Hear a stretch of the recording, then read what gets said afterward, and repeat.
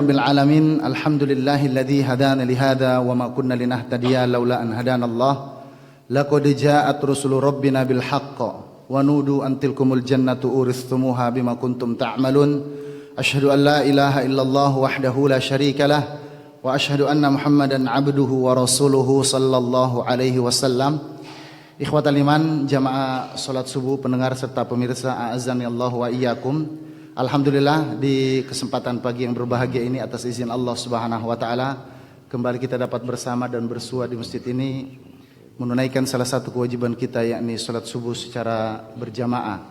Dan atas izin Allah Subhanahu wa taala pula kembali kita dipertemukan di kali kedua dalam kajian bersama Al-Ustaz Syariful Mahya Lubis MA hafizahullahu taala di kota Kendari ini. Dan di kesempatan subuh yang berbahagia ini jamaah sekalian, sebagaimana yang telah kita lihat di hadapan kita sekalian di backdrop yang berada di belakang kami, judul kajian yang akan kita dengarkan atau untayan nasihat dari Al-Ustadz di saat sulit. Semoga di dalam kehidupan kita yang tentunya sulit terkadang juga hadir di dalam kehidupan kita, Allah Subhanahu wa taala memberikan kemudahan melalui kajian yang sesaat lagi kita akan dengarkan. Baik, dan untuk pertanyaan kami persilakan bagi jamaah di akhir pembahasan nanti. Semoga masih tersisa waktu untuk kita berdialog bersama Al-Ustaz. Anda bisa menggunakan secari kertas dan diajukan kepada kami, dan bagi para pendengar serta pemirsa dapat melayangkan pertanyaan via pesan singkat atau WhatsApp di 0852 55 500 943. Baik, mari sama-sama kita dengarkan dan kita ikuti kajian dengan tema di saat sulit bersama Al-Ustaz Syariful Mahya. Kepada Ustaz, falyatafaddal mashkura.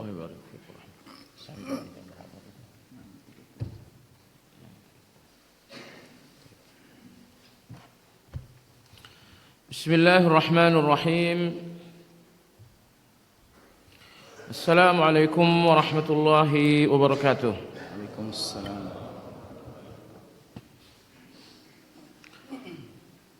Innal hamdalillah nahmaduhu wa nasta'inuhu wa nastaghfiruh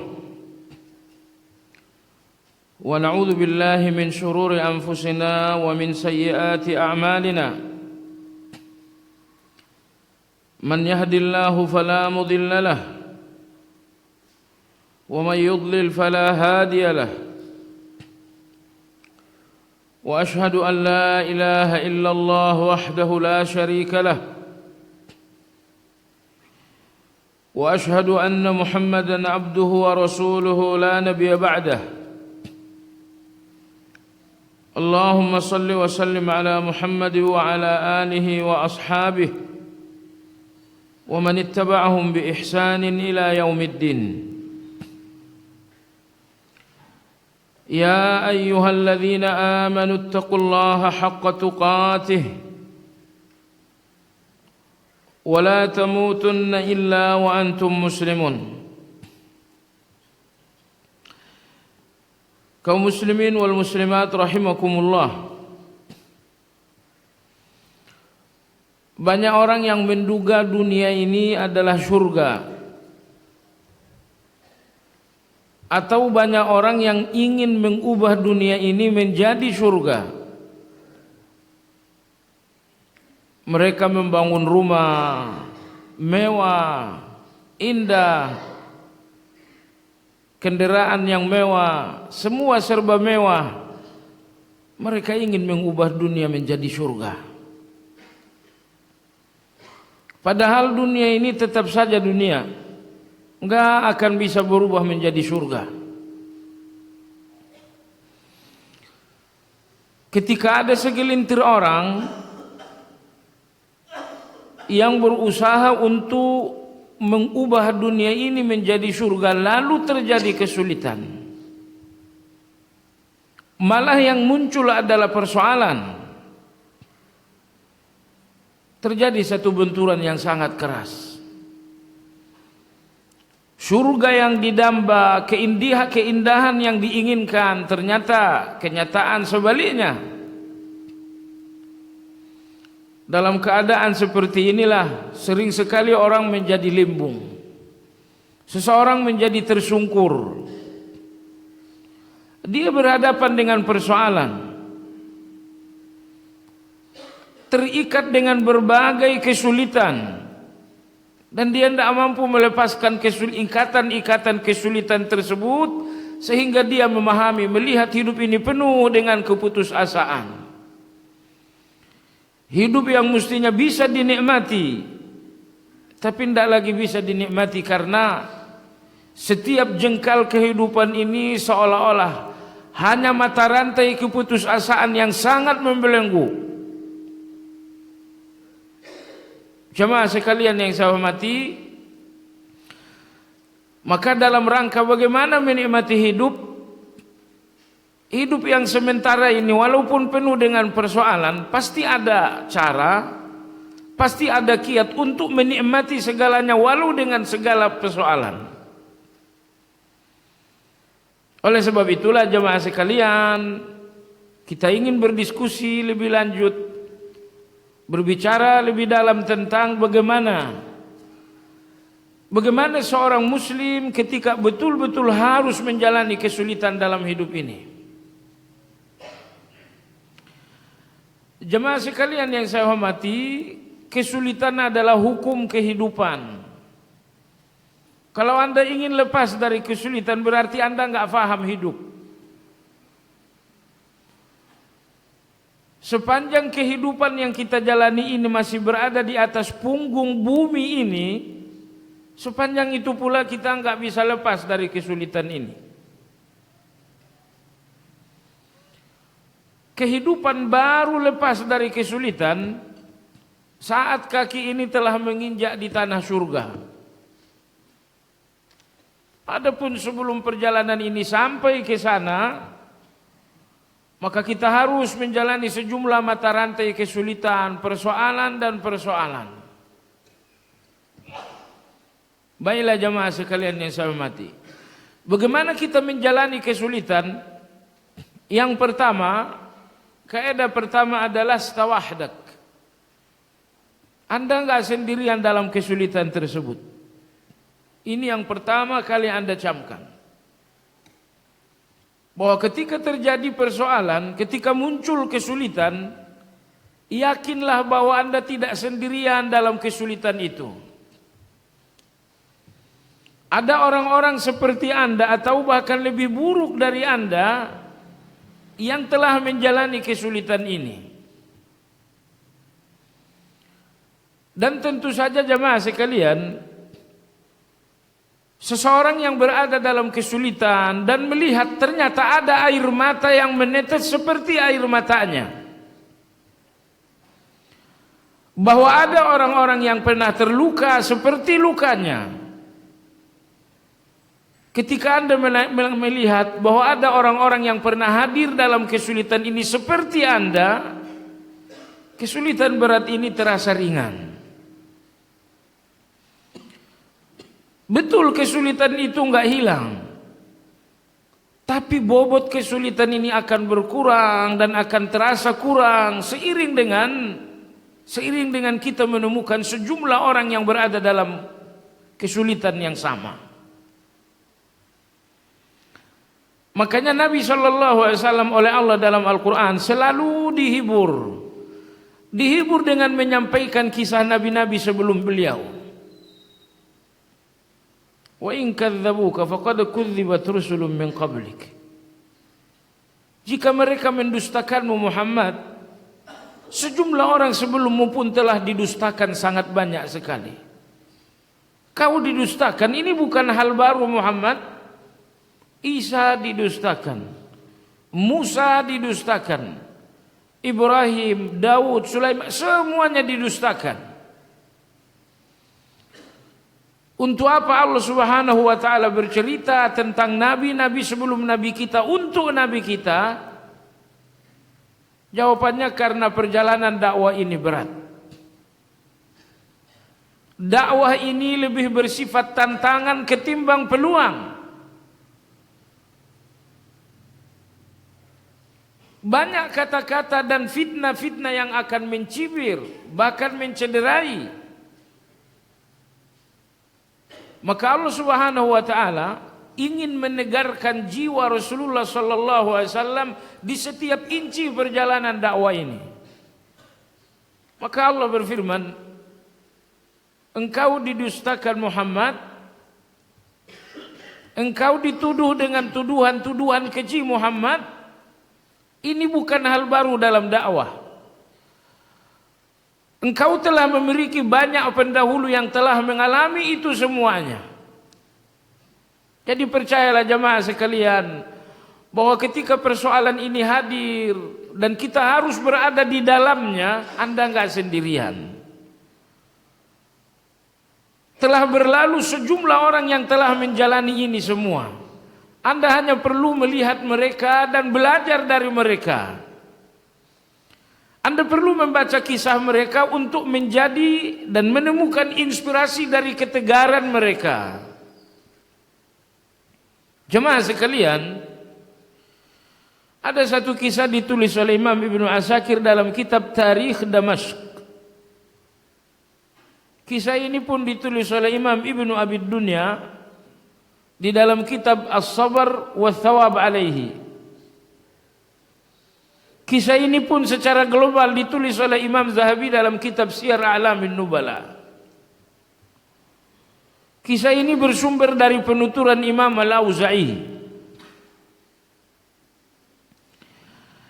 Kata Imam Al-Auza'i,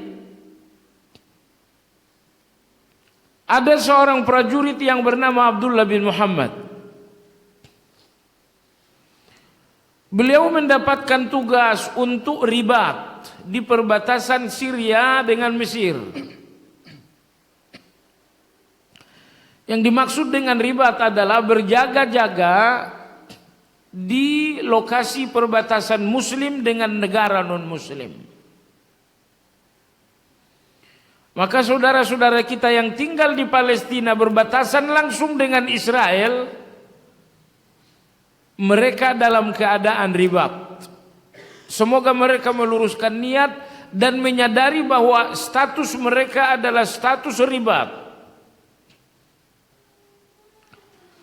Orang yang berada di perbatasan seperti ini nggak boleh tidur terlalu nyenyak. Apabila memungkinkan mata kanan ini tidur, tetapi mata kiri usahakan untuk bangun. Kenapa? Tetangga Anda orang yang mengincar kematian. Maka orang-orang yang berada dan berdomisili di lokasi perbatasan dengan non-Muslim di negeri Arab atau di Indonesia, mereka dinamakan dengan ribat. Nah, seorang prajurit yang bernama Abdullah bin Muhammad ditugaskan untuk ribat di kawasan tadi. Dalam perjalanannya menuju lokasi ribat, dia harus melewati sebuah bentangan padang pasir yang sangat luas. Dan dia melewati satu kawasan yang bernama kawasan Aris. Sampai di kawasan Aris, Abdullah bin Muhammad rahimahullahu ta'ala menemukan sebuah tenda yang sangat lusuh. Dia berpikir, siapa yang tinggal di tempat sepi ini? Tidak ada manusia lewat. Kok ada orang yang tinggal di tempat tanpa manusia ini dengan tenda yang sangat lusuh? Siapa di dalam? Penasaran Abdullah bin Muhammad. Maka dia mencoba mendekati tenda dan menemukan seorang laki-laki di dalam tenda sedang berdoa, khusyuk sekali. Abdullah bin Muhammad rahimahullah menghampiri laki-laki yang sedang berdoa tersebut. Lama sekali berdoa. Berdoa lagi dan berdoa lagi. Terus menerus berdoa. Tapi betapapun dia lama berdoa, doanya enggak tukar, itu saja yang diulang. Rabbi auzi'ni an ashkura ni'mataka allati an'amta alayya wa ala walidayya wa an a'mala salihan tardah wa adkhilni birahmatika fi ibadika as-salihin. Ini saja yang diulang 1 kali, diulang 2 kali, 3 kali, berkali-kali, tidak ditukar-tukar. Rabbi, wahai Rabbku, auzi'ni, berikan aku ilhammu, an ashkura ni'mataka allati an'amta alayya, agar aku senantiasa bersyukur atas nikmat-nikmatmu yang ada padaku. Wa an a'mala salihan tardah, berikan pula aku ilham untuk terus menerus beramal saleh yang engkau ridai. Itu di dunia. Berikan aku syukur, berikan aku amal saleh. Wa adkhilni birahmatika fi ibadikas salihin. Adapun di akhirat, masukkanlah aku ke dalam rahmatmu bersama dengan orang-orang yang saleh. Ini ayat ini lebih spesifik dari Rabbana atina fid dunya hasanah wa fil akhirati hasanah. Ya Allah, berikan aku kebaikan di dunia, berikan pula aku kebaikan di akhirat. Ini global. Lalu doa yang Allah sebutkan dalam surat An-Naml ini lebih spesifik. Ya Allah, berikan aku syukur dan amal saleh di dunia.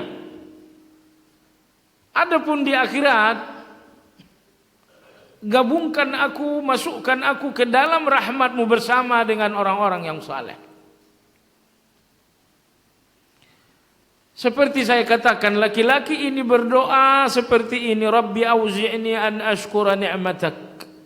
Ya Allah, berikan aku ilham untuk terus menerus bersyukur terhadap nikmat-nikmatmu. Berikan aku syukur, berikan aku syukur. Berkali-kali, ya Allah, berikan aku syukur, berikan aku syukur. Abdullah bin Muhammad rahimahullah mengatakan, ajaib sekali ini doa. Karena doa ini sama sekali nggak nyambung dengan keadaan laki-laki ini.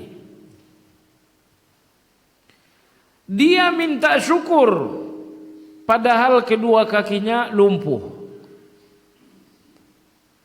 Dia minta syukur padahal sepasang tangannya pun buntung. Dia minta syukur padahal sepasang matanya pun buta. Dia minta syukur padahal sepasang telinganya pun lemah mendengar. Dia minta syukur padahal hanya hidup di dalam tenda yang sangat lusuh, jauh dari keramaian. Abdullah bin Muhammad mengatakan, dia minta syukur padahal saya tidak menemukan keadaan yang perlu disyukuri. Setiap pemandangan yang terjangkau pandanganku semuanya adalah rentetan musibah. Kehidupan ekonominya adalah musibah, kedua kakinya adalah musibah, sepasang tangannya adalah musibah, sepasang matanya musibah, sepasang telinganya pun nyaris musibah. Tetapi doanya syukur, syukur, dan syukur. Nggak nyambung sama sekali.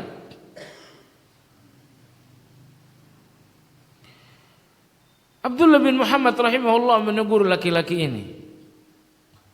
Assalamualaikum. Waalaikumsalam.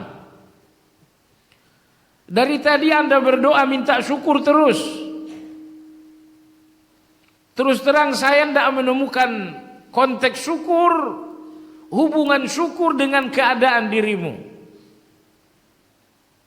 Kenapa minta syukur? Mestinya minta sabar. Laki-laki ini mengatakan, uskut, diam. Jangan banyak bicara. Seandainya Allah rontokkan langit sehingga aku tewas, aku akan tetap bersyukur. Seandainya Allah gempakan bumi ini dan aku pun tewas, aku tetap akan bersyukur.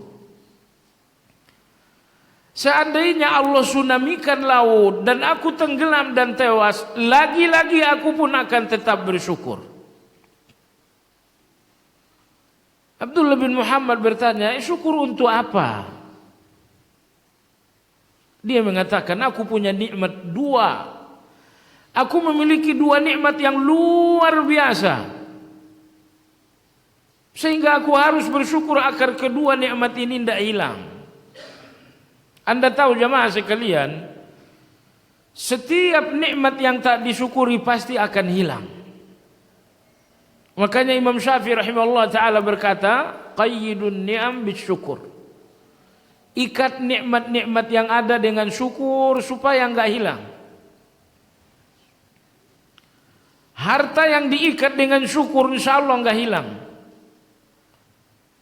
Iman yang diikat dengan syukur juga enggak akan hilang.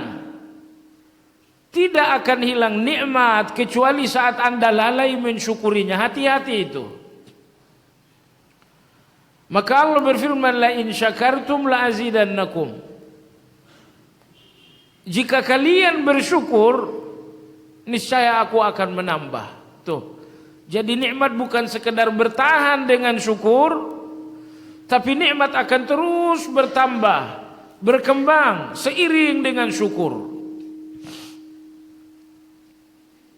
Maka kita lebih mengkhawatirkan tidak bersyukur atas nikmat ketimbang tak mendapatkan nikmat. Kalau nikmat ini akan selalu ada, enggak mungkin tidak. Tapi yang kita khawatirkan jamaah sekalian, apabila kita lemah bersyukur dan ini menjauhkan dan menghilangkan nikmat, waliyadzubillah.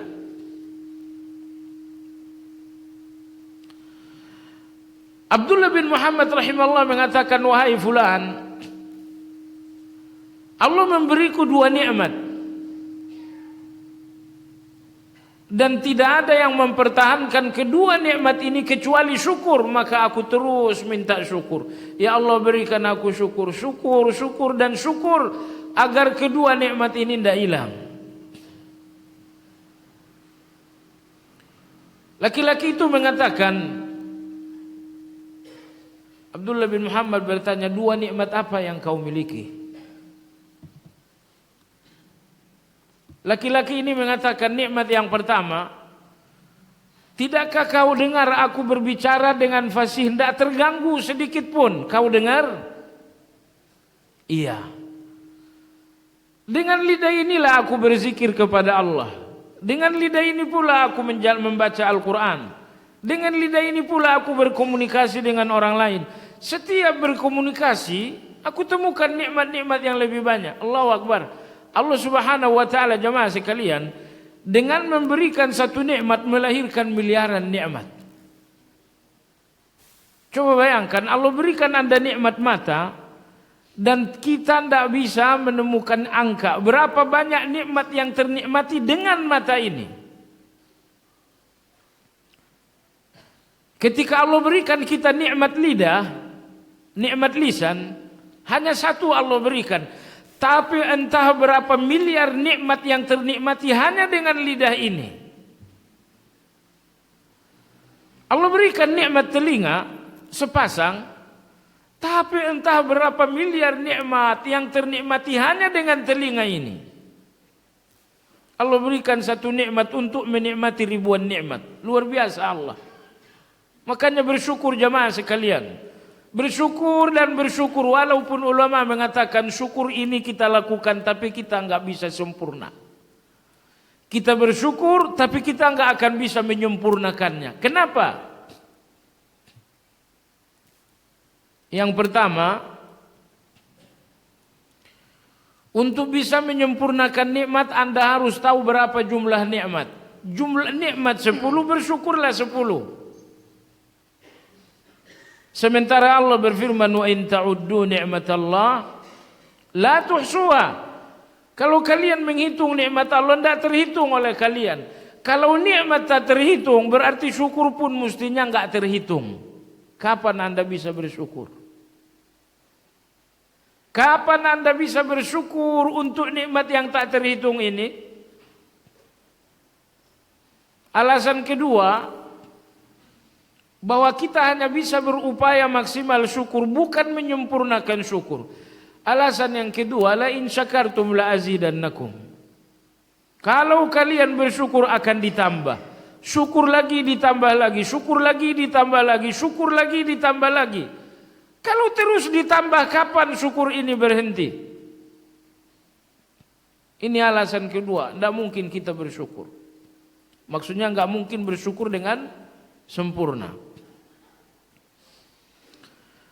Alasan yang ketiga, bahkan ketika Anda bersyukur pun itu adalah nikmat yang butuh syukur pula. Anda bersyukur, syukur Anda terhadap sebuah nikmat adalah nikmat yang lebih besar daripada nikmat itu, sehingga itu pun butuh syukur. Dalam kisah Israiliyat, Anda tidak perlu membenarkannya, walaupun Anda nggak boleh mendustakannya. Allah Subhanahu wa taala bertanya kepada Daud, "Daud, halla syakartani?"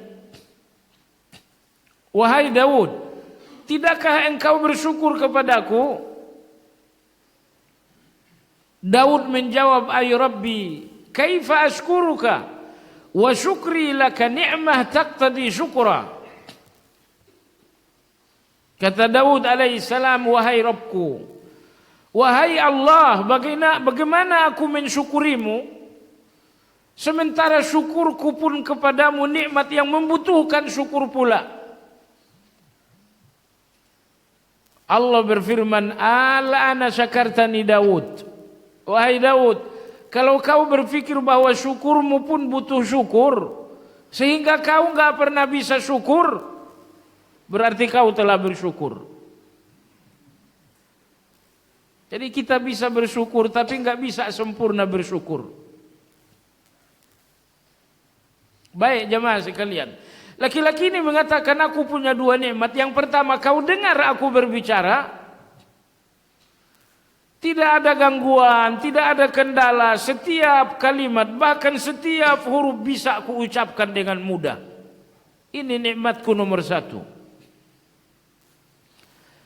Nikmatku yang kedua, Allah berikan aku seorang anak, usianya sekitar 10-11 tahun.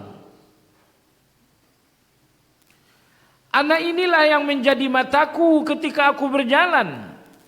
Anak ini pula yang menjadi kakiku ketika aku pun berjalan. Anak ini selalu memapahku menghadiri salat jamaah.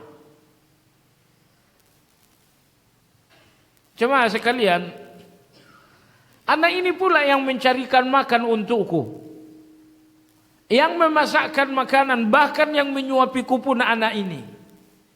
Dia adalah 50% nikmat duniaku. Akan tetapi ngomong-ngomong, anakku sudah beberapa hari tidak pulang. Kemarin tidak pulang, sebelumnya pun tidak pulang. Dengan mata buta ini aku nggak bisa mencarinya. Tambah lagi dengan sepasang kaki yang lumpuh. Seandainya Tuhan tak keberatan, tolong kau carikan anakku, udah beberapa hari tidak pulang. Kalau anaknya beberapa hari tidak pulang, berarti beberapa hari pula tidak makan. Abdullah bin Muhammad mengatakan, tak ada kebaikan yang paling agung hari ini kecuali menemukan anak laki-laki ini. Abdullah bin Muhammad mengatakan, tenang, tunggu sebentar, aku akan pergi dan aku akan kembali dengan anakmu insya Allah, tunggu. Abdullah bin Muhammad pergi. Enggak lama setelah meninggalkan tenda, alangkah terkejutnya Abdullah bin Muhammad menemukan bocah kecil ini. Bocah kecil ini telah menjadi santapan binatang buas. Telah dimangsa oleh binatang-binatang buas. Tidak banyak yang tersisa dari tubuhnya, namun dia dikenali sebagai anak kecil dengan wajah mungilnya yang masih utuh.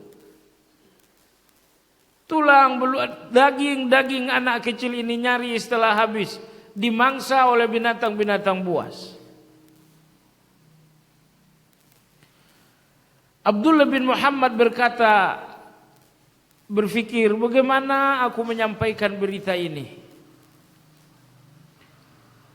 Dengan kata-kata seperti apa berita ini disampaikan kepada ayahnya.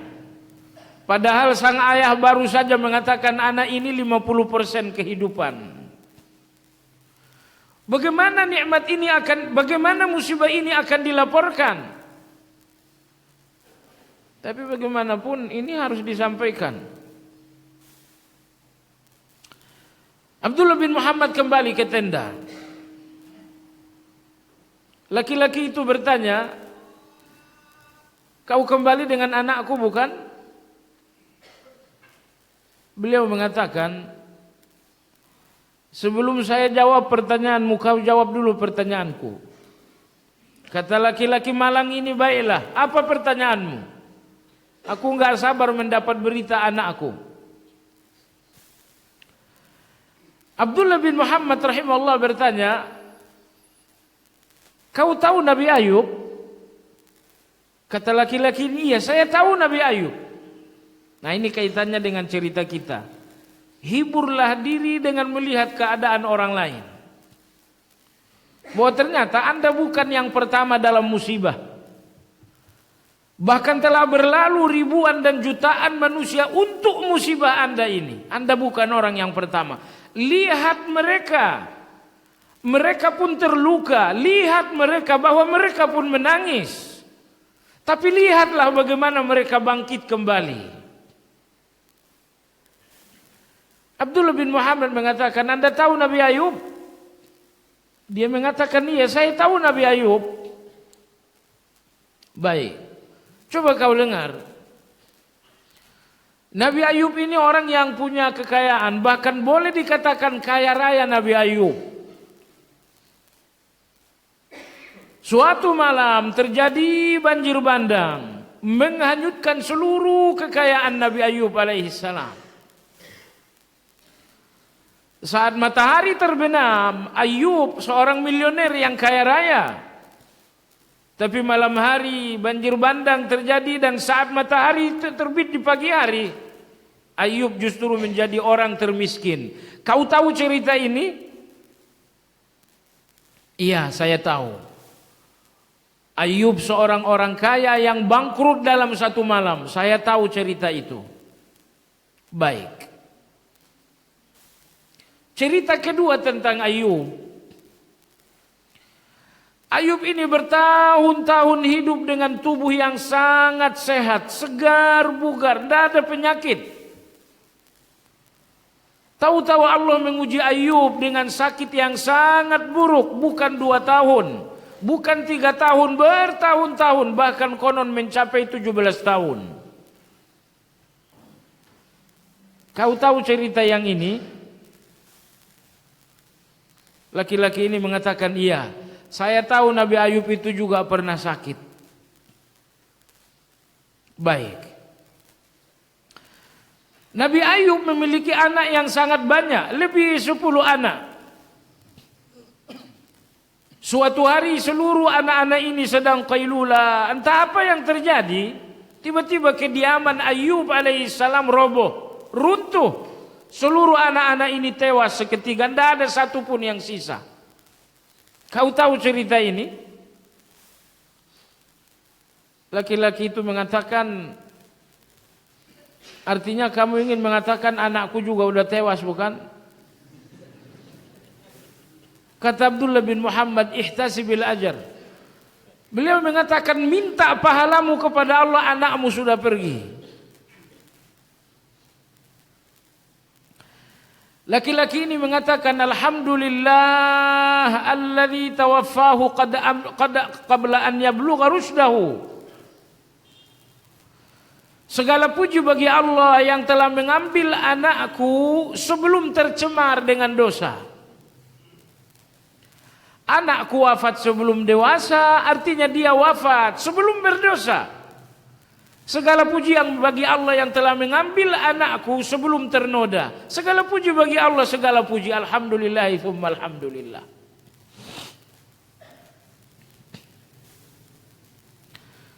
Setelah mengucapkan hamdalah, laki-laki ini membacakan istirja, inna lillah, sambil beliau menangis.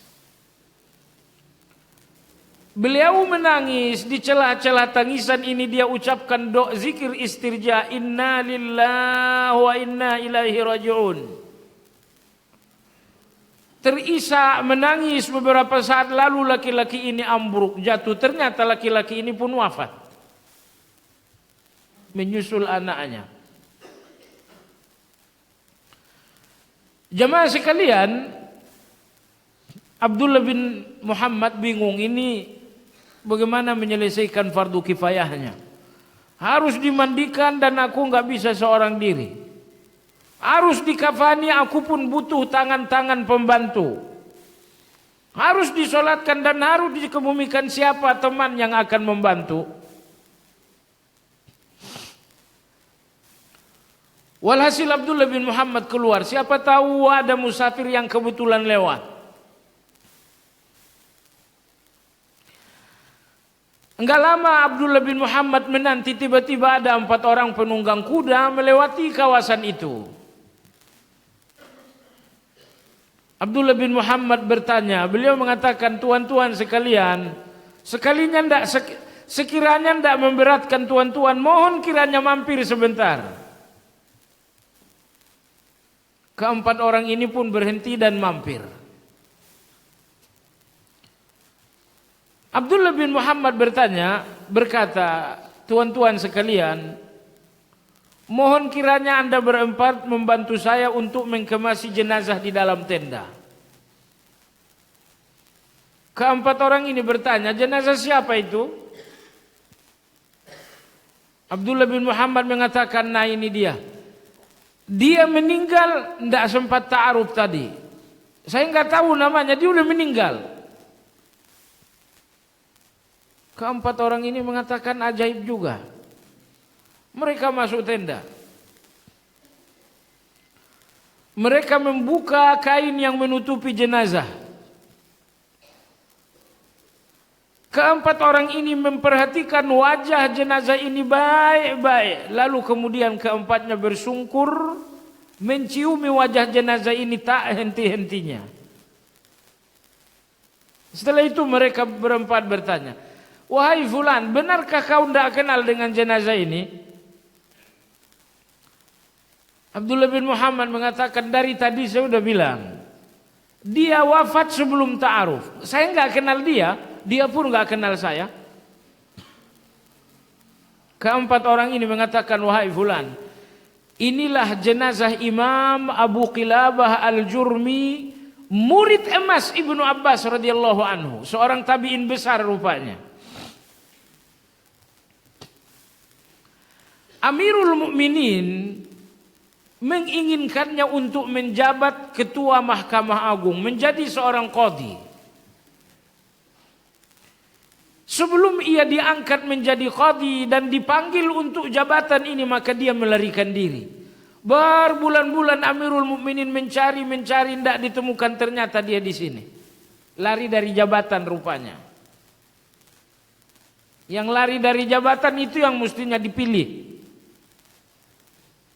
Orang-orang yang mati-matian nyari jabatan, nah itu hati-hati.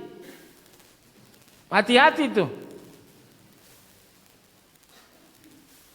Cuman sekarang nggak ketemu yang begitu, itu masalahnya.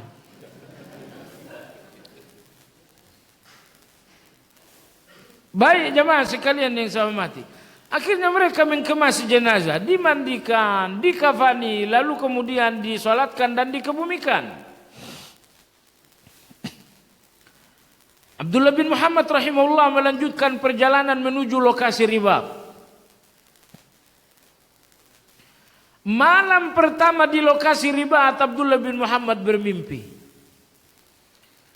Dia menemukan dan melihat sahabat malangnya dalam mimpi, mengenakan baju gamis yang berwarna hijau indah sekali, berjalan di sebuah taman yang luar biasa indahnya. Taman indah yang gak pernah tersentuh oleh pandangan mata siapapun.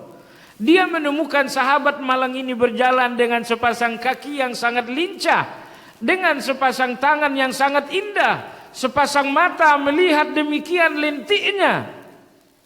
Sahabat malang ini berjalan di dalam taman itu sambil membacakan firman Allah, "Salamun alaikum bima sabartum fa ni'ma uqbad dar." Selamat untuk kalian, selamat. Inilah surga buah dari kesabaran kalian. Selamat untuk kalian, selamat. Kalian sabar untuk perintah Allah, inilah surga untuk kesabaran kalian. Kalian sabar menjauhi larangan Allah, menghindari riba dan lain-lainnya, inilah surga. Inilah surga untuk kesabaran kalian. Kalian sabar untuk kesulitan-kesulitan hidup, sabar untuk musibah dan persoalan hidup, inilah surga. Salamun alaikum bima sabartum. Selamat untuk kalian, inilah surga buah dari kesabaran kalian. Fa ni'ma uqbad dar. Dan surga ini adalah tempat kembali yang paling nikmat. Inilah ayat yang dibaca berulang-ulang sambil terus-menerus berjalan di taman indah dari laki-laki malang tadi. Abdullah bin Muhammad bertanya, "Alasta sahibi?" Beliau berkata, "Bukannya kamu sahabatku yang tadi?" Dengan tersenyum laki-laki itu mengatakan, "Iya, akulah sahabatmu. Kau yang memandikan aku, mengkafani, menyolatkan dan mengubumikan aku, akulah sahabatmu." Abdullah bin Muhammad bertanya, "Ma sana Allahu bik?" Apa yang telah diperbuat Allah untuk dirimu? Laki-laki ini mengatakan, "Ghafarali." Semua dosaku telah diampuni, tidak satu pun yang sisa, semua diampuni. Cuma sekalian bahagia sekali. Ketika orang yang telah bertahun-tahun berjalan menyeret dosa yang sangat banyak, kita orangnya jemaah sekalian bukan siapa-siapa. Esok atau lusa gerbang kematian terbuka, perjalanan harus dilanjutkan. Kita akan berjalan menyeret dosa bertahun-tahun. Allahu Akbar. Bukan dosa setahun. Usia Anda 60 tahun. Dosa 60 tahun pula akan diseret melewati gerbang kematian ini. Indah sekali kalau sampai Anda disambut dengan ampunan. Laki-laki ini mengatakan, "Aku telah diampuni. Semua dosa telah diampuni." Abdullah bin Muhammad bertanya, "Diampuni karena apa? Karena sabarmu?" Beliau mengatakan enggak. Allah mengampuninya karena syukur dan karena sabar. Jadi ternyata syukur Anda adalah ampunan, sabar Anda adalah ampunan. Nah, perhatikan bagaimana kecerdasan Abdullah. Seperti saya katakan, kisah ini ditulis Ibnu Asakir dalam kitab Tarikh Damasq. Ditulis pula oleh Ibnu Abid Dunya dan ditulis pula oleh Imam Zahabi. Seandainya kisah ini tidak muncul dari kitab para ulama, tidak perlu disampaikan. Karena kita anti hoax. Ya. Atau setidaknya berusaha untuk anti hoax.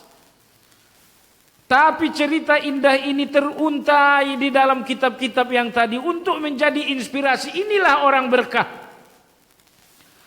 Orang-orang saleh itu jemaah sekalian, mereka tetap hidup di dalam kematian mereka. Imam Abu Qilabah Al-Jurmi rahimahullah, beliau telah melewati hidup ini berabad-abad yang lalu, tapi demi Allah, kehidupannya tetap hidup walau ia telah berada dalam kematian untuk menjadi inspirasi. Ini manusia berkah. Inilah orang-orang saleh. Mereka yang hidup penuh dengan manfaat, ucapan mereka manfaat, pendengaran mereka manfaat, perbuatan mereka manfaat, mereka pergi dan manfaat ini tetap sisa di dunia, menjadi kenangan dan nostalgia. Inilah orang-orang berkah. Perhatikan preman, hidupnya nggak ada nilai sama sekali. Semua orang menunggu-nunggu kapan lewat orang yang satu ini. Kapan mati orang yang satu ini, banyak orang seperti itu. Jadi ada orang yang hidupnya diharapkan menjadi kematian. Tapi ada juga orang yang telah mati diharapkan andai kata bisa hidup kembali. Subhanallah, ini manusia berkah. Jemaah sekalian yang saya hormati, perhatikan bagaimana kecerdasan seorang Abdullah bin Muhammad. Dia menemukan laki-laki ini tak punya harta. Laki-laki ini hidup dengan tubuh yang penuh dengan penyakit. Laki-laki ini kehilangan anaknya. Maka Abdullah bin Muhammad rahimahullah membicarakan Ayub untuk menghibur laki-laki ini, untuk mengatakan, fulan, kau tidak sendiri. Musibahmu memang berat, tapi kau tidak sendirian. Jemaah sekalian, inilah pelajaran pertama. Esok atau lusa kesulitan ini datang, ingat, segera buka mata. Temukan bahwa telah banyak sosok-sosok yang mendahului Anda dalam kesulitan. Anda bukan orang yang pertama dalam kesulitan ini, percayalah. Apa kesulitan Anda, kemiskinan, Anda bukan yang pertama. Apa kesulitan Anda sakit, Anda juga bukan orang yang pertama. Anda difitnah oleh orang lain, Anda pun bukan orang yang pertama. Bangunlah, tegarlah, keringkan air mata, lihat hidup ini sebaik-baiknya. Esok dan lusa adalah untaian harapan, bangunlah.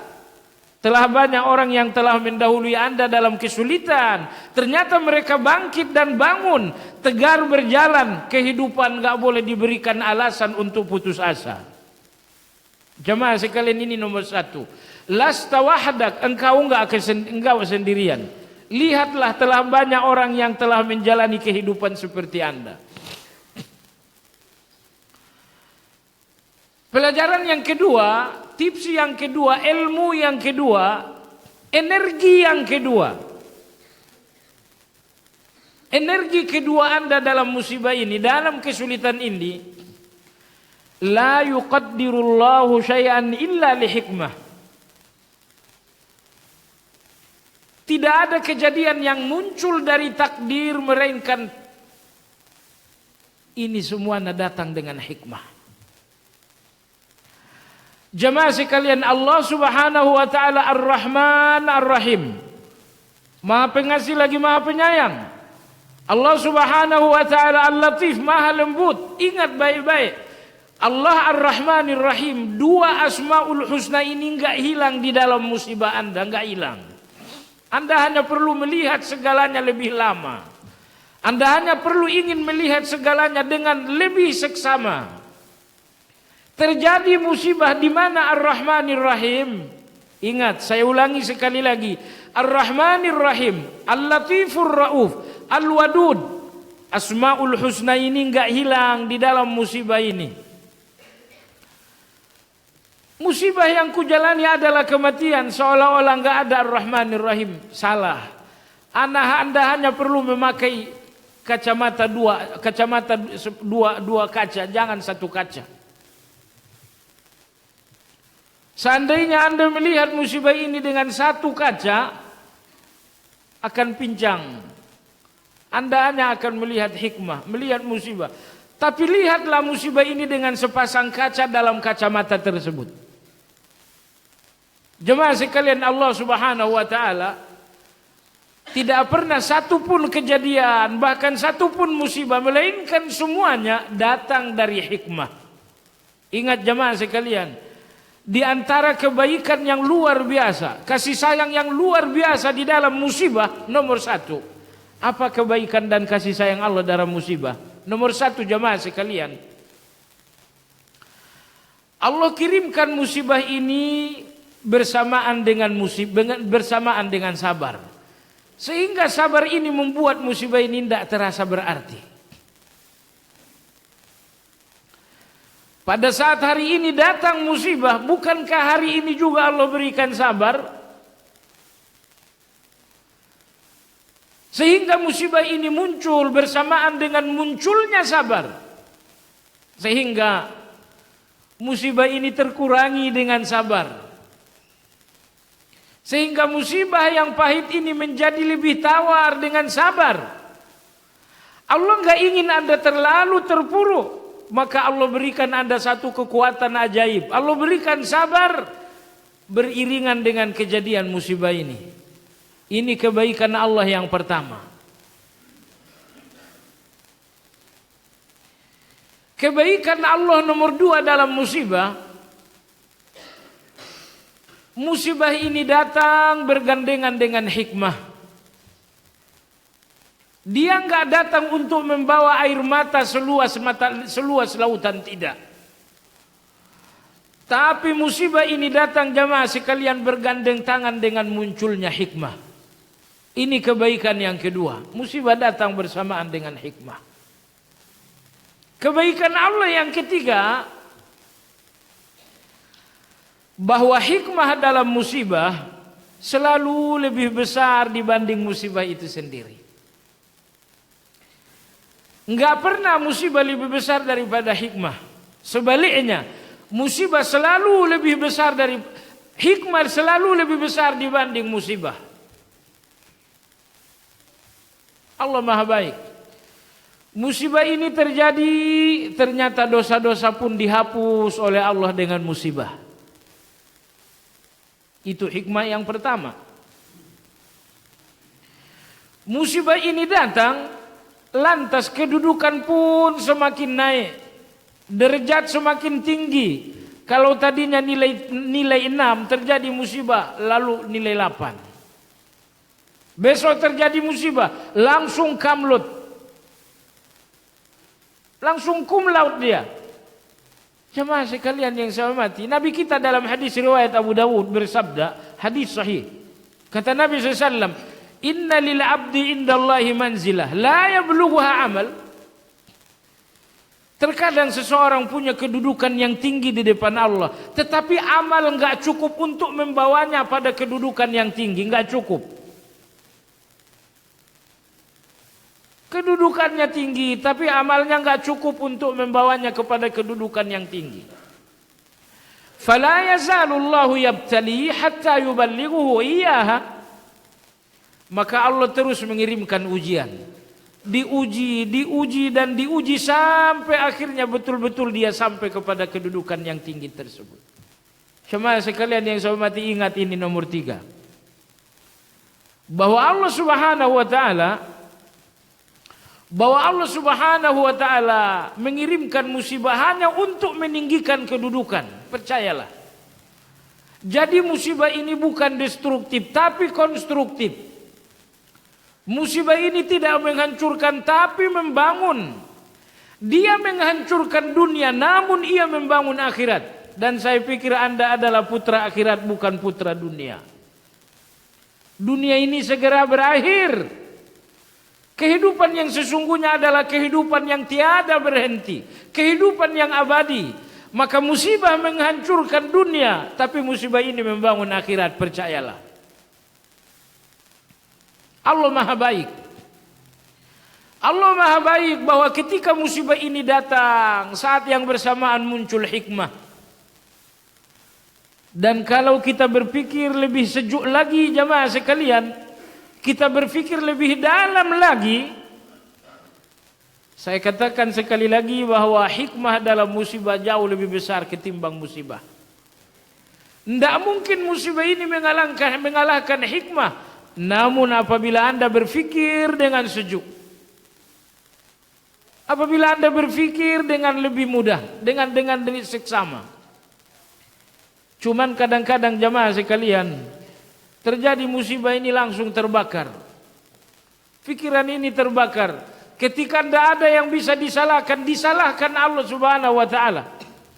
Terjadi kematian, sedapat mungkin menyalahkan dokter, salahkan dokter. Tapi kalau tidak bisa menyalahkan dokter, salahkan diri sendiri. Coba kalau saya bawa lebih cepat ke dokter, mungkin enggak mati ini. Coba kalau dokter tidak salah obat, mungkin tidak mati ini. Terjadi musibah, orang suka lebih sibuk mencari kambing-kambing hitam. Terjadi kematian, siapa kambing hitamnya? Jangan-jangan dokter. Dokternya spesialis, ya sudah saya aja kambing hitam. Musibah terjadi, aku terlambat membawanya ke rumah sakit. Ingat jamaah sekalian, musibah itu berat bukan karena musibahnya kadang-kadang, tapi karena kita terus-menerus menyalahkan diri dan menyalahkan banyak orang lain. Itulah yang membuat musibah ini lebih berat. Setan itu tahu bagaimana memainkan drama agar musibah ini semakin berat. Maka setan pun datang untuk membangun penyesalan-penyesalan. Yang pertama, setan datang untuk membuat kita menyalahkan banyak orang. Itu membuat musibah lebih berat. Setan profesor kejahatan ini pun berusaha bagaimana membuat musibah ini lebih panas. Maka setan ini berusaha membangun penyesalan-penyesalan. Dia udah wafat, kenapa minggu lalu saya nggak belikan baju baru? Dia sudah wafat, kenapa bulan lalu ndak saya ajak makan bareng? Coba lihat, muncul penyesalan bergunung-gunung. Percaya sekali lagi jemaah sekalian, musibah Anda biasa-biasa aja, biasa-biasa aja. Kenapa musibah ini berat? Setan menemukan jalan yang cukup luas dalam pikiran Anda untuk menyalahkan banyak orang dan untuk menyesali banyak keadaan. Penyesalan yang panjang, kesalahan orang yang banyak, ini yang membuat musibah ini lebih berat. Jemaah sekalian yang saya hormati, tidak usahlah berpikir seperti itu.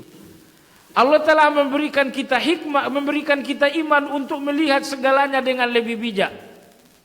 Terjadi musibah yang pertama, berpikirlah tentang hikmah.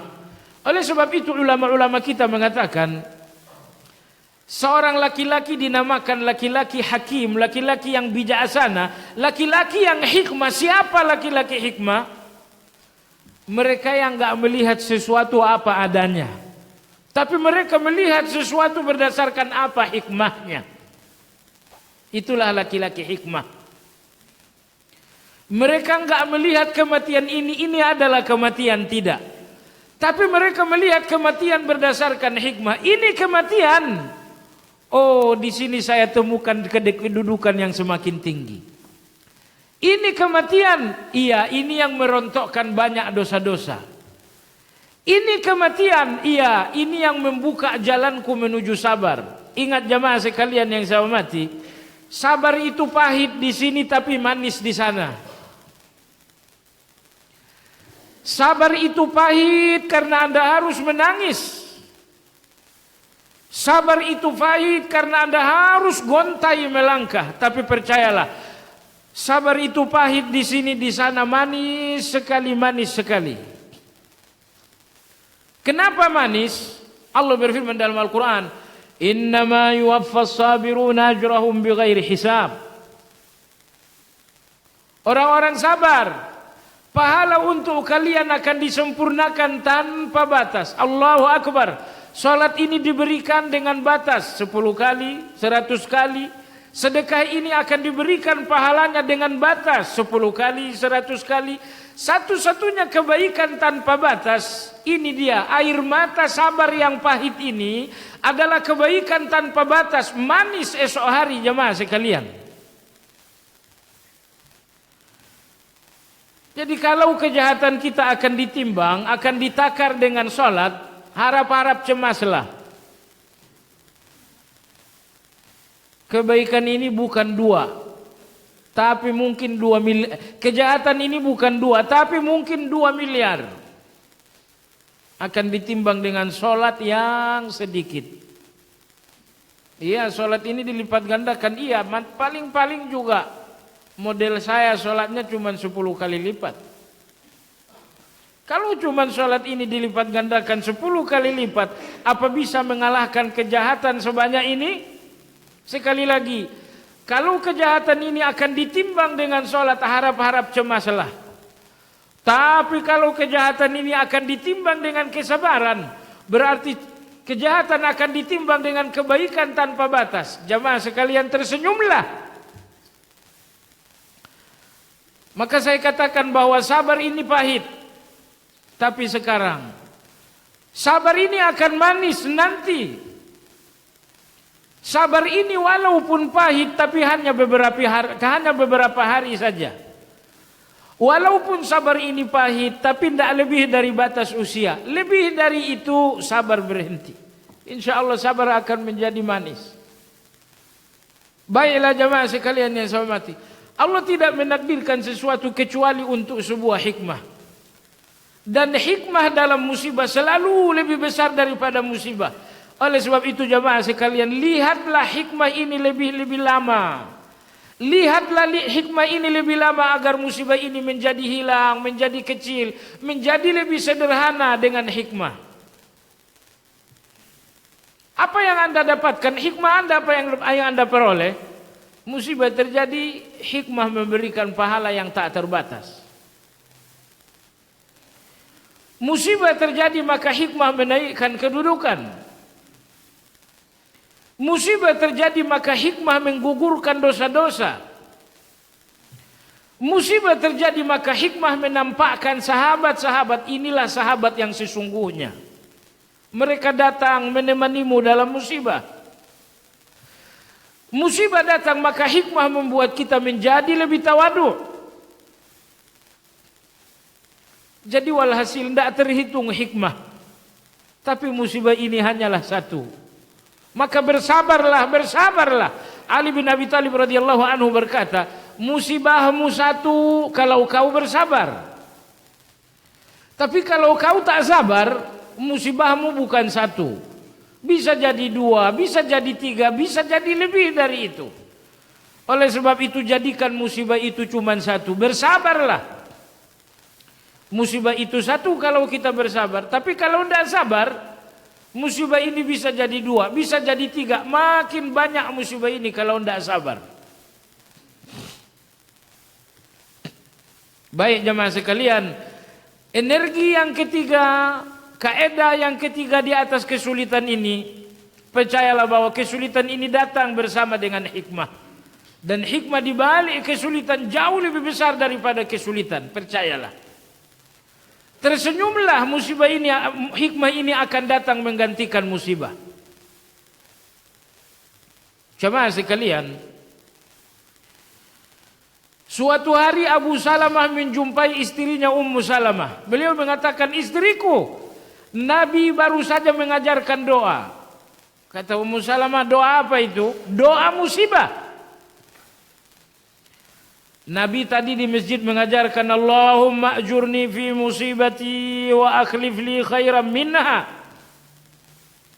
Ya Allah, berikan pahala yang besar atas musibah ini, dan berikanlah ganti yang lebih baik dari apa yang telah hilang dalam musibah. Itu doanya kau hafal istriku. Ummu Salamah ini tipe istri yang doyan nasihat. Vitamin hidup Ummu Salamah ini bukan vitamin A, tapi vitamin nasihat. Suaminya ajarkan doa, dia terima, dia hafalkan doa qaddarallah.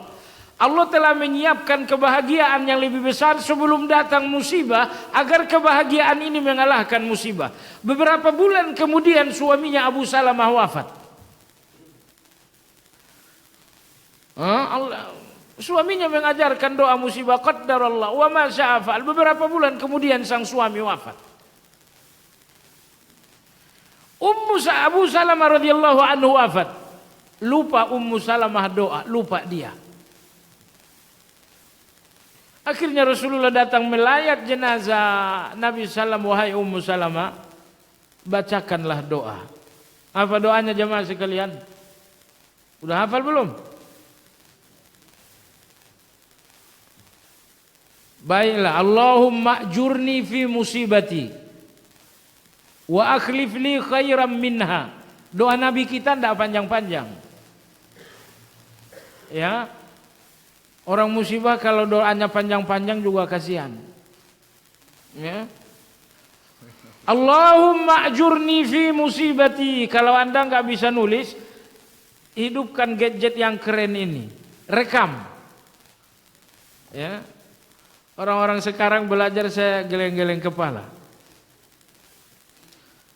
Saya di ma'had itu nulis pelajaran balaghah. Satu papan tulis, saya tulis.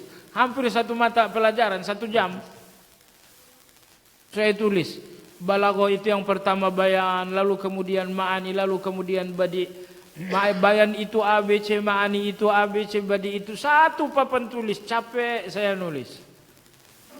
Mahasiswa saya bilang, udah selesai Ustaz. Saya bilang, udah silakan ditulis. Baik Pak Ustadz. Maju dia ke depan bawa beginian celek. Ustadz silakan dihapus. Jamaah sekalian, ya tapi saya sih nggak bisa menyalahkan dia. Oh ini anak lumayan cerdas. Bukan cerdas, licik. Ini anak licik ini. Saya lihat dia. Nanti disalin Ustadz. Oh iya disalin, jangan sampai nggak disalin. Orang-orang ngaji ini, kita buka pakai buku kajian gitu kan. Jamaah sekalian, doa dan zikirnya ada halaman sekian. Bagi yang telah punya buku halaman sekian. Rupanya banyak yang nggak punya buku. Model tadilah yang digunakan. Mana-mana bukunya sini. Jelek. Selesai pulang dia. Nggak masalah jamaah. Yang penting ilmu sampai. Apa tadi doa? Kata Nabi SAW Ummu Salamah. Bacakanlah Allahumma ajurni fi musibati wa akhlif li khairan minha. Ya Allah berikan pahala karena musibah ini. Dan berikan ganti yang lebih baik dari apa yang hilang dalam musibah. Ummu Salamah berpikir, siapa yang lebih baik dari suamiku? Berikan ganti yang lebih baik dari musibah. Siapa yang lebih baik dari suamiku udah gak ada lagi. Tapi doanya seperti itu dibacakan juga oleh Ummu Salamah. 5 bulan berlalu dari kematian Abu Salamah, Nabi yang datang meminang. Kata Nabi SAW, Ummu Salamah, saya datang meminang. Enggak pakai macomblang. Nabi yang datang. Jemaah sekalian, Ummu Salamah mengatakan, ya Rasulullah, aku tidak lagi menikah. Kata Nabi SAW, kenapa? Karena 3 hal. Pertama, saya udah tua, enggak perlu lagi lah menikah. Yang ketiga, anak-anak yatim peninggalan suamiku 6 orang atau 4 orang, saya enggak perlu lagi menikah. Cukup anak-anak ini sajalah diurus. Yang ketiga ini yang luar biasa ya Rasulullah. Terus terang saya cemburu enggak mampu dipoligami.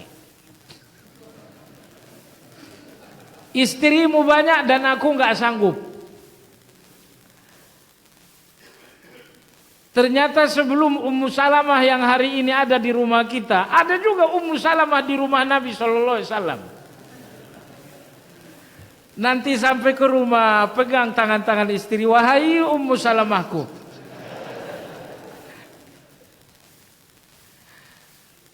Jamaah sekalian yang saya hormati, kata Nabi SAW, baiklah. Alasan pertamamu kau tidak lagi menikah karena tua, saya kan lebih tua dari kamu. Mestinya saya juga nggak perlu nikah. Alasan yang kedua, kau punya anak-anak kecil yang banyak sehingga nggak perlu lagi menikah. Kata Nabi, justru aku menikah untuk merawat mereka. Gugur 2 alasan. Alasan yang ketiga, kau seorang yang pencemburu, tidak mampu hidup gerah dan kepanasan dalam rumah tangga poligamiku. Akan kudoakan biar cemburumu hilang. Tuh.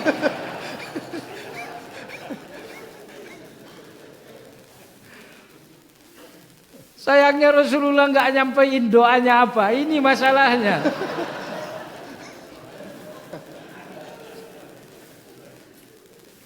Nggak diajarkan doanya. Kalau tidak Ummu Salamah di rumah akan tenang. Jamaah sekalian yang saya hormati, akhirnya terjadi pernikahan, maka Ummu Salamah mengatakan, Masya Allah, ternyata Allah telah mengganti musibahku dengan yang lebih baik. Jelas Nabi lebih baik daripada Abu Salamah. Jamaah sekalian, Anda tahu kenapa Nabi menikah dengan Ummu Salamah? Karena Abu Salamah radhiyallahu anhu saudara sesusuan dari Nabi SAW. Nabi kita disusui oleh seorang wanita dari perkampungan Bani Sa'ad yang bernama Halimah.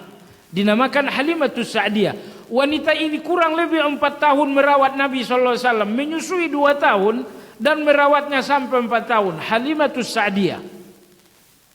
Halimatus Sa'diyah pula yang menyusukan Abu Salamah.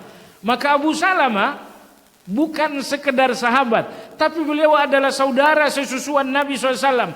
Tentu ketika Abu Salamah wafat, siapa yang paling layak untuk meminang Ummu Salamah, untuk merawat anak-anak Ummu Salamah? Jawabannya saudara sesusuan Abu Salamah yang tak lain Nabi SAW.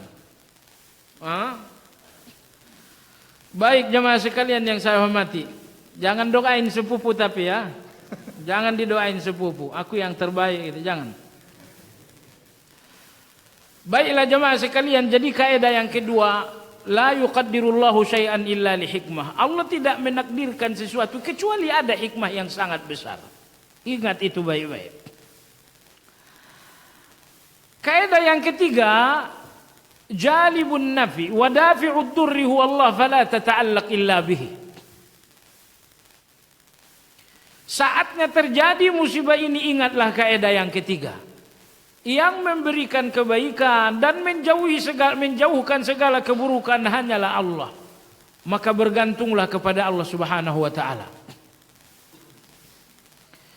Sebagian orang jemaah sekalian, terjadi musibah, terjadi kesulitan, akhirnya ia menjadi hamba bagi manusia. Terjadi kesulitan maka dia sibuk untuk mengetuk pintu manusia. Kesulitanku uang, aku butuh uang, ketuklah pintu A, pintu B, pintu C. Telah banyak orang yang telah menjadi hamba bagi manusia ketika mereka berada dalam kesulitan. Anda enggak boleh menjadi manusia seperti itu. Agama ini datang untuk mengangkat dan mendongakkan kepala Anda. Enggak boleh lagi tertunduk kecuali di depan Allah. Sekali lagi agama ini datang, Allah berikan Anda tauhid untuk menegakkan kepala di depan semua orang. Maka jangan tundukkan kepala ini kecuali kepada Allah yang menciptakan kepala ini. Kesulitan ini datang, musibah ini muncul bukan untuk membuat Anda menundukkan kepala di depan manusia. Jangan lakukan itu. Anda mengalami musibah 2 kali. Musibah bahwa Anda dalam kesulitan, dan musibah yang lebih besar bahwa ternyata musibah ini mencabut kemerdekaan, membuat Anda tertunduk, lesu dan lemah di depan manusia. Jangan lakukan itu. Seluruh kebaikan dari Allah, seluruh keburukan dihindari oleh Allah. Maka bergantunglah kepada Allah, jangan kepada manusia. Jemaah sekalian yang saya hormati, kadang-kadang kita tertipu dengan pikiran kita. Aku butuh uang, hutangku di mana-mana. Akhirnya ngetuk pintu fulan, ngetuk pintu fulan, ngetuk pintu fulan. Letih mengetuk pintu-pintu yang sangat banyak, ternyata kesulitannya tidak menemukan solusi. Akhirnya dia berdoa kepada Allah, la ilaha illa anta subhanaka inni kuntu minadz zalimin. Akhirnya persoalan selesai. Coba lihat, kenapa tidak dari awal membacakan zikir ini? Jemaah sekalian, ada zikir yang dibacakan Nabi setiap akan tidur. Allahumma rabbas samawati wal ard, rabbas samawati sab'i wal ardi wa rabbal arsyil azim, rabbana wa rabb kulli syai, munzilat Taurat wal Injil wal Furqan. Di ujung doa Nabi bersabda, Allahumma antal awwal falaysa qablaka syai' wa antal akhir falaysa ba'daka syai'. Ujungnya Allahumma qdi anni ad-din wa aghnini minal faqr. Doa ini agak panjang, Nabi membacakannya menjelang tidur. Ini doa luar biasa. Dalam sebuah kajian saya sampaikan doa ini. Diam-diam seorang laki-laki di pojok. Saya bilang ini doa anti hutang. Kalau Anda ingin bayar hutang pakai uang, Anda akan letih, hutang belum tentu kebayar. Karena belum tentu dapat uang sebanyak utang. Tapi kalau Anda bacakan doa ini, Allah sendiri yang melunasinya. Seorang hadirin duduk di pojok. Dia dengarkan doa ini. Sama seperti yang tadi, dia juga nggak punya buku. Cuman sebelum pulang kajian dia jepret begini. Sehingga kalau mau tidur hidupin HP dulu begini. Allahumma baru tidur dia. Sebulan kemudian dia datang lagi kajian. Kata dia, Ustaz, saya mau cerita nih. Saya rasa Ustaz berhak dapat ceritanya. Saya bilang, apa cerita kau? Ustaz, hutangku 250 juta. Bingung sendiri gimana cara bayarnya. Gaji saya di bawah 5 juta, utang 250 juta. Saya bilang, gimana caranya? Doa yang kemarin, Tat, doa yang kemarin. Doa itu saya hafal setiap mau tidur, saya baca. 2 minggu saya bacakan doa menjelang tidur. Personalia perusahaan memanggil saya. Saya bilang, wahai fulan, kami butuh orang yang lebih profesional dalam posisi Anda. Mohon maaf, kontrak kerja Anda bisa diperpanjang, Anda di PHK mulai sekarang. 2 minggu doa, dapatnya PHK. Cuman hutangnya 230, bukan 250. Cuman karena PHK ini PHK sepihak, maka kami memberikan Anda pesangon 250 juta. Nah loh. 250 juta, hutang 230-an. Kata dia, nggak apa-apa lah. Silakan Mbak cari, silakan dicari, nggak apa-apa. Terima kasih. Terima kasih, saya telah diterima untuk posisi ini. Dia pulang dengan uang 250. Ya Allah, doaku luar biasa. Utang 230-an lenyap dalam 2 minggu. Luar biasa. Tapi ini 250, kalau bayar hutang sisanya paling 15 juta. 15 juta ini bertahan paling juga 2 bulan. Selebihnya mau ngapain lagi? Ingat jamaah sekalian, jangan terlalu panjang berpikir. Jangan terlalu panjang berpikir. Ish fi hududi yaumika. Fikirkan hari ini dan jangan terlalu jauh. Tapi tidak apa-apalah, lunas hutang. Masuk kantong kurang lebih 15 juta. Luar biasa bukan? Oh iya, doa dilanjutkan lagi lah.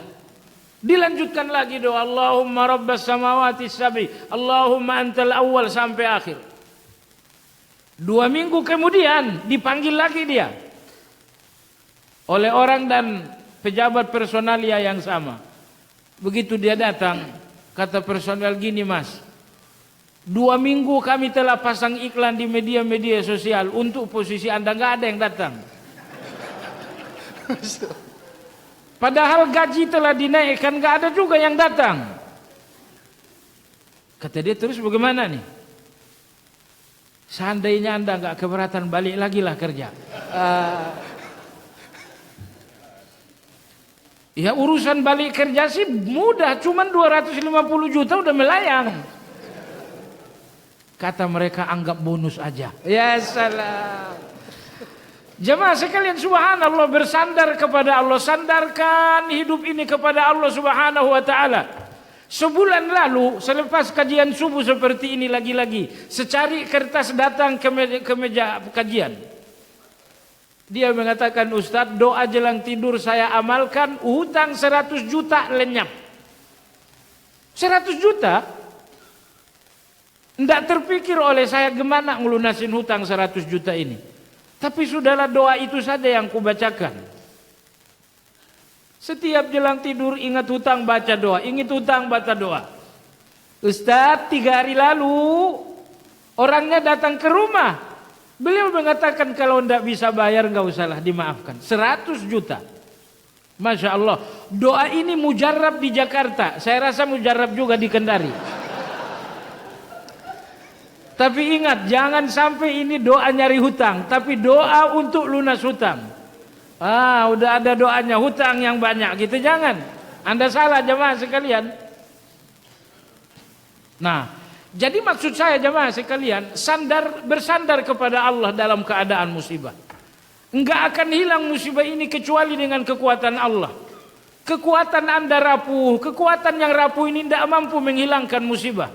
Kekayaan Anda sedikit, kekayaan yang sedikit ini tidak mampu menghilangkan musibah. Musibah ini hanya hilang dengan kekayaan yang luar biasa, dan itu hanya kekayaan Allah.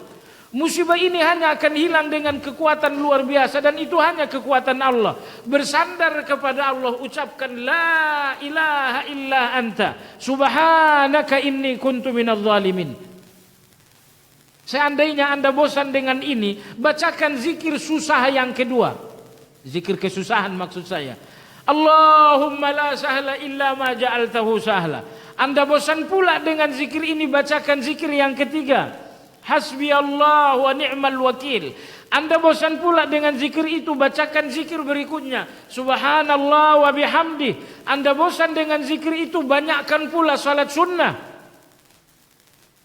Allah mempersenjatai Anda dengan banyak senjata. Jangan takut, musibah ini musuh, kesulitan ini musuh, tapi senjata-senjata ampuh, rudal-rudal luar biasa Allah berikan dalam keimanan Anda. Terjadi musibah, la ilaha illa anta subhanak. Terjadi kesulitan, hasbi Allah wa ni'mal wakil. Muncul persoalan, Allahumma la sahla illa ma ja'altahu sahla. Ingat, Allah menyuruh Anda berdoa bukan untuk mengecewakan, tapi Allah menyuruh Anda berdoa karena Allah ingin memberi. Sekali lagi, jika Allah membuat Anda berdoa, berarti Allah akan memberi, percayalah. Maka apabila di dalam musibah ini tangan ini diangkat, lisan ini berdoa, doa di dalam musibah. Jemaah sekalian, Anda tidak sedang dalam musibah. Ketika di dalam musibah ini tangan ini terangkat, zikir, lisan ini berzikir, Anda sedang duduk menjadi hari yang indah. Matahari kebahagiaan akan terbit, percayalah. Dan alhamdulillah matahari juga udah terbit. Demikian kajian kita jam 6.30. Masih banyak kaidah lain, tapi 3 jurus sudah cukup insya Allah. Karena kesulitan Anda nggak susah-susah amat. Kesulitan yang susah nanti di akhirat. Kalau kesulitan dunia ini mudah, jadi 3 jurus saja udah cukup insya Allah Ta'ala. Baik. Cukup untuk orang Kendari satu. Baik.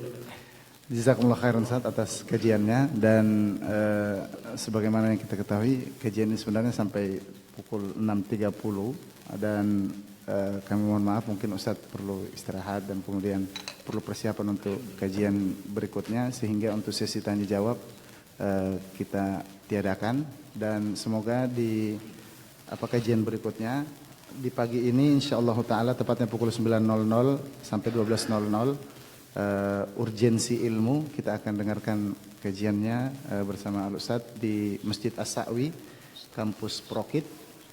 Dipersilakan bagi jamaah yang memiliki keluangan waktu untuk turut serta hadir di sana, dan juga kembali di masjid ini akan diadakan kajian bersama Al Ustaz dengan tema Robku yang Maha Tinggi pada sore hari 16.30 sampai 17.30 dan seterusnya. Baik, ikhwatan iman, jamaah yang dirahmati Allah Subhanahu wa taala, pemirsa serta pendengar yang dimuliakan oleh Allah Subhanahu wa taala, demikian kajian kita di sesi kedua ini bersama Al Ustaz. Dan kita akhiri kebersamaan kita dengan zikir kafaratul majlis. Subhanakallahumma wa bihamdika asyhadu an la ilaha illa anta astaghfiruka wa atubu ilaik. Wassalamualaikum warahmatullahi wabarakatuh. Barakallahu fiik, jazakallahu khair.